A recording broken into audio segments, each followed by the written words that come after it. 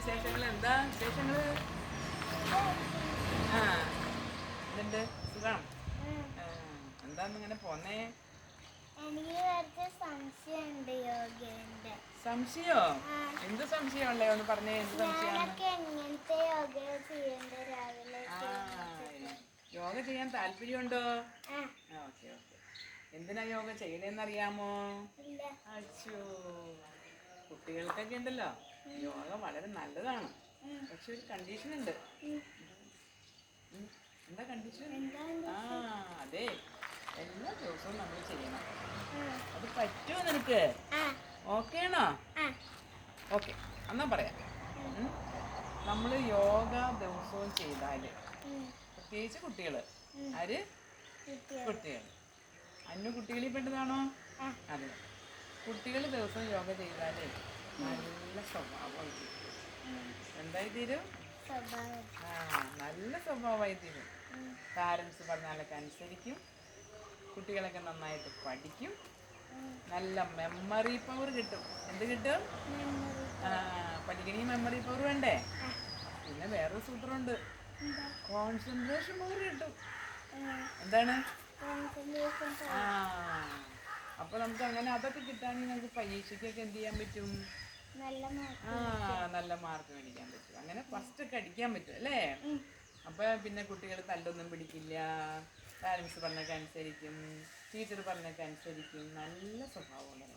Okay, അപ്പൊ നമുക്ക് yoga practice ചെയ്താലോ? പിന്നെ മടിയുണ്ടോ? ഓക്കെ, പലതരത്തിലുള്ള യോഗകളൊക്കെ ഉണ്ട് നമുക്ക്. എന്തുണ്ട്? ഇരുന്ന് ചെയ്യാം, നിന്ന് ചെയ്യാം, കിടന്ന് ചെയ്യാം, അങ്ങനെ പല തരത്തിലുണ്ട്. കുട്ടികളെ സംബന്ധിച്ച് പെട്ടെന്ന് ഇപ്പോൾ നമുക്ക് ഈ കോൺസെൻട്രേഷൻ പവറൊക്കെ കിട്ടാൻ വേണ്ടിയിട്ട് ഏക് പദാസനം എന്ന് പറയുന്ന ഒരു ആസനയുണ്ട്. എന്താണ് ഏക് പദാസനം? ഏക് പദാസനം എന്ന് പറഞ്ഞാൽ എന്താ അതിന്റെ അർത്ഥം എന്ന് പറഞ്ഞു? അർത്ഥം പറഞ്ഞു. ഒറ്റക്കാലിൽ നിൽക്കുക. എന്താണ്? അത് നിൽക്കാൻ ബുദ്ധിമുട്ടുണ്ടോ? ഇന്ന് പരിചയമുണ്ടോ? നോക്കിയിട്ടുണ്ടോ? ഇതിനു മുമ്പ് നമ്മൾ ഒരു പ്രാവശ്യം പഠിച്ചു കൊടുത്തില്ലേ?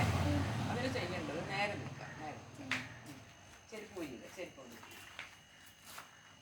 ഓക്കെ, നേരെ നിന്ന് നമ്മൾ യോഗ ചെയ്യുമ്പോണ്ടല്ലോ എപ്പോഴും നല്ല സന്തോഷമായിട്ട് ചെയ്യണം. ഓക്കെ, നേരെ നിന്നിട്ട് നമ്മുടെ കണ്ണിന് നേരെയുള്ളൊരു പോയിന്റ് കോൺസെൻട്രേറ്റ് ചെയ്യുക. നോക്കി നിൽക്കാം അവിടേക്ക്. അതിനുശേഷം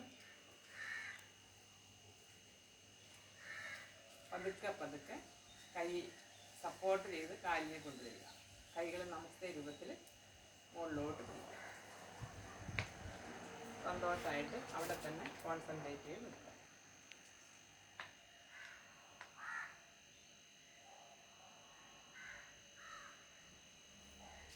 കാല് കഴയ്ക്കുമ്പോൾ താഴേക്ക് വരും. അപ്പോൾ എത്ര സമയം വേണമെങ്കിലും നമുക്ക് നിൽക്കാൻ പറ്റും. എങ്ങനെയാണെങ്കിലും കോൺസെൻട്രേഷനോട് നിൽക്കാം. ഓക്കെ, അതിനുശേഷം കുറച്ച് നേരം അവിടെ റിലാക്സ് ചെയ്തിട്ട് അടുത്ത കാര്യം ഇതുപോലെ ചെയ്യാം. ഓക്കെ, നേരെ നിൽക്കുക, ഒരു പോയിന്റിലോട്ട് നോക്കുക, കോൺസെൻട്രേറ്റ് ചെയ്യുക. കൈയുടെ സപ്പോർട്ടോട് കൂടി കാല് നേരെയാക്കുക.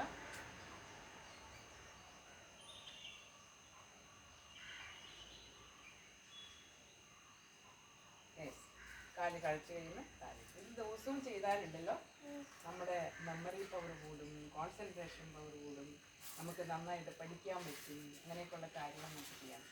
അപ്പൊ ദിവസവും ചെയ്യോ? ഇഷ്ടപ്പെട്ടോ? എന്താണ് നിന്റെ പേര്? നിന്റെ പേരല്ല, നമ്മൾ ചെയ്തതിന്റെ പേരെന്താണ്?